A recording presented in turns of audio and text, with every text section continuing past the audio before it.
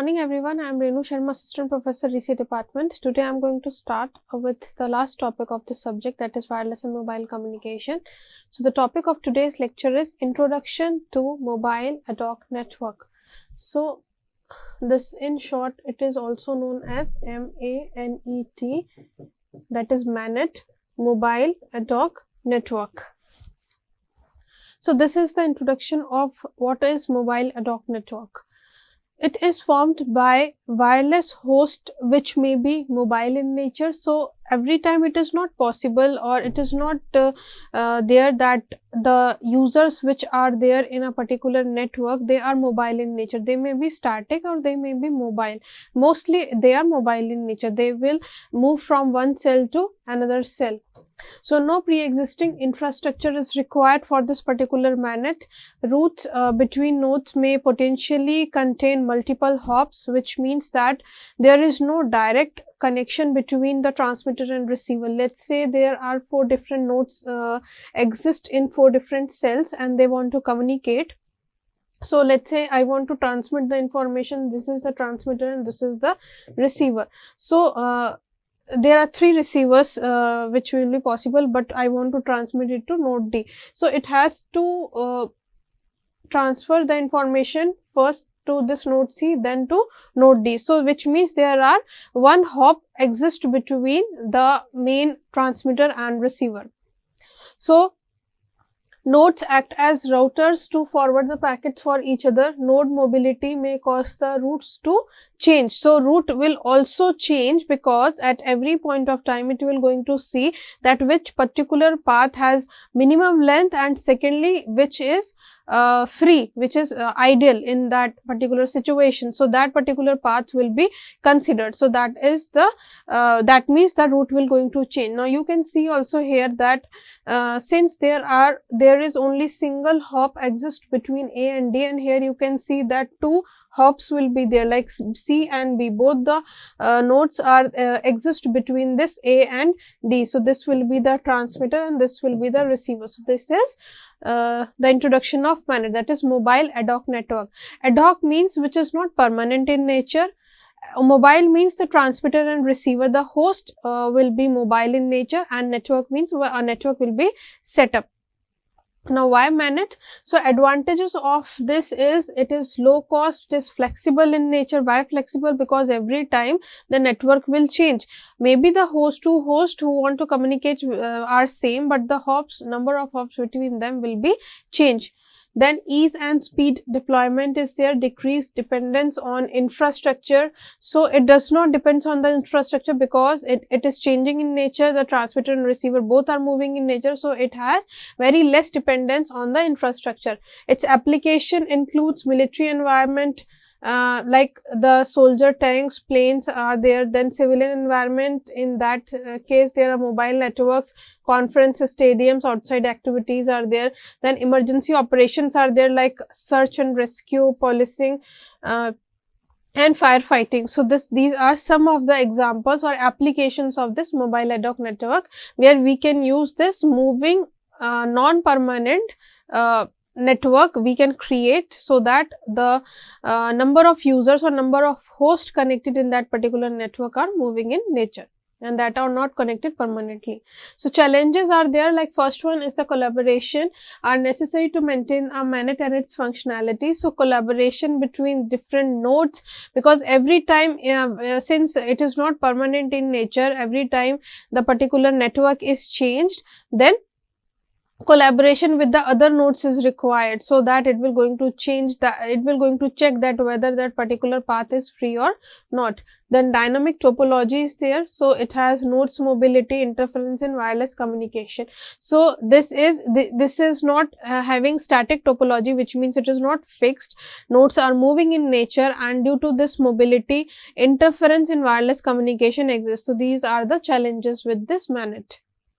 Now routing protocols are there, like there are 3 different types of protocols. First one is proactive, reactive and hybrid. So these are the 3 different protocols. Now what is protocol? Protocol is basically whenever a network is set up consisting of 2 to 3 nodes or more than that also, because practically there are large number of nodes which are connected in a network, then it has to follow a set of rules. Now that set of rules is known as protocols. It has to follow a particular path. It has to decide at every node that which particular path is having ideal, which path is having lesser length. So every time it has to check the routing tables at that particular node. So this constitute different types of protocols. Now first is proactive. It determines the routes independent of the traffic pattern, which means that it will not check that whether the channel on which the packet has to be transmitted is ideal or not. It will not check the traffic pattern. It will the packet that it wants to transmit, it will transmit without worrying about the traffic. Traditional link state and distance vector routing protocols are proactive. Examples are DSTV, that is dynamic sequenced distance vector, OLSR, that is optimized link state routing. So these are the two examples of proactive protocols. Proactive means it will not check the traffic pattern and it will transmit whenever it has a particular packet. In case of reactive, it will maintain the routes only if needed. Reactive means whenever a packet has to be transmitted, then only the particular route will set up and then the data will be transmitted. Its examples are, first one is DSR, that is dynamic source routing, and AODV, on demand distance vector. So this is the reactive protocol. Third one is the hybrid protocol. Now in case of this hybrid protocol, its example are zone routing protocol, which means that intra-zone proactive, inter-zone on demand. So this is the hybrid protocol example. Now next one is the routing protocol trade-off. So latency of route discovery is there. So proactive protocols may have low latency since routes are maintained at all the times. Reactive protocols may have higher latency because a route from X to Y may be found only when X attempts to send to Y. So in case of this reactive, whenever a particular host wants to transmit the data, then only the link will be set up, otherwise it will not be set up. Overhead of route discovery and maintenance is there.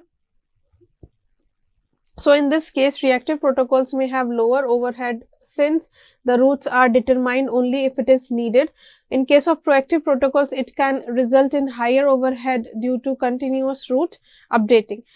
So in this case, in proactive one, every time the route is fixed, it will not check whether there is traffic or not. So it will result in overhead due to continuous route updating. So continuously the route will get updated because it has to transfer the data. It will not check whether it is free or not, the channel is free or not. So overhead bits will be generated due to this particular situation.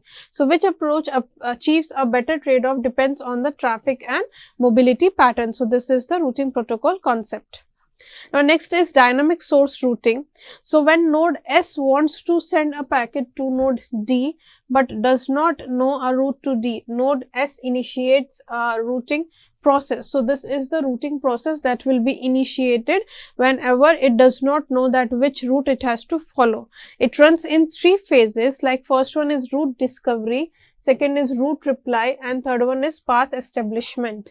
So these are the 3 different phases which is being used to check the route from node S to node D. So route discovery means it has to discover the particular route from a particular node to another node. It has to check at every node, then it has to send an acknowledgement that yes, whether it that particular node is free or not. Then a path has been established between the transmitter and receiver. Next is the route discovery. So source node S floods the route request. So route request will be there. Each node appends own identifier when the forwarding route request acknowledgement is there. So that is the route discovery process.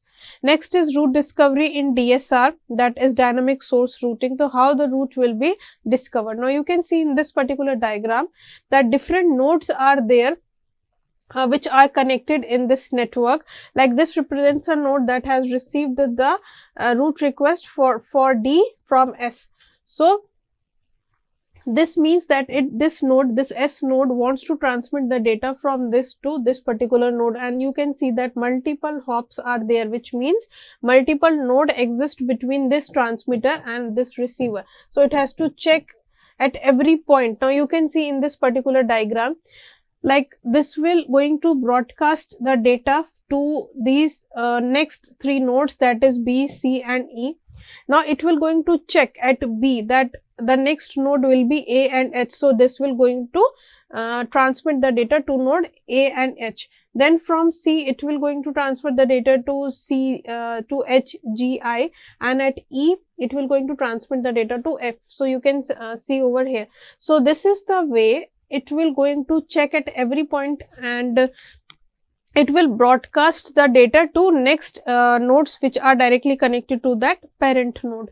Then following this way it will going to reach to its destination, that is D. Now you can see over here, like from the previous one, it will going to transfer the data to this one, this will going to transfer to this one, and the data will be received at node D. So this is how the data will be received, and this will going to show that what is the path it will follow. Like this is S, G, S, C, G and K, and this will going to follow S, E, F and J. Then after this it will reach to destination D. Now route reply in dynamic source routing.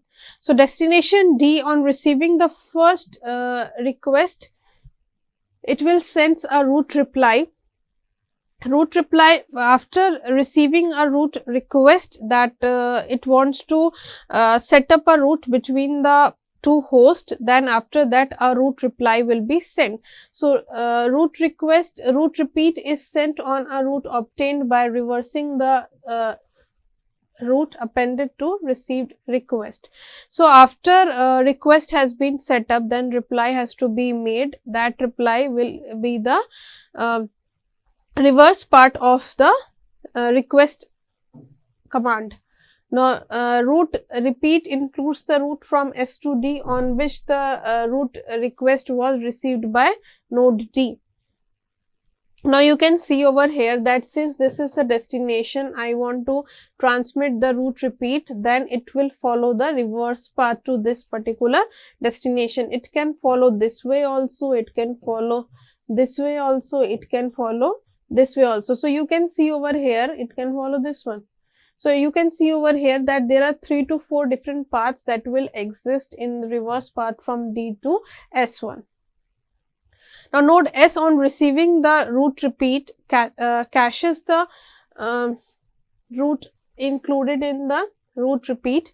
When node S sends a packet to D, the entire route is included in the packet header, hence the name it is known as source routing. Intermediate nodes use the source route included in a packet to determine to whom a packet should be forwarded. So this is the way how this route reply in DSR is made. Now data delivery in DSR means data has to be transferred from this particular node, like from this one to D. So packet header size grows with the route length. So this will be the transmitter, this will be the source, this will be the destination,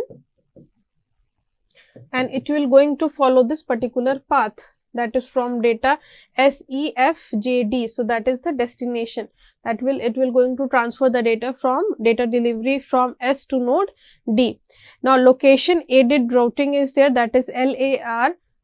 It will going to exploit the location information to limit scope of route request flood. Location information may be obtained using this GPS, that is global positioning system. It is the expected zone is determined as the region that is expected to hold the current location of the destination. So that is the expected zone. Now expected region determined based on the potentially old location information and knowledge of the destination's speed. Route request limited to request zone that contains the expected zone and location of the sender node. So that is the location aided routing process. Now, power aware routing is there, that is modification to dynamic source routing to make it power aware. That is, for simplicity, assume no route caching is there. The route request aggregate the weights of all the traversed links. The destination responds with a route reply to a route request. If first one is, it is the first route request with a given current sequence number, or its weight is smaller than all the other route requests received with the current sequence number. So, that is the power aware routing concept.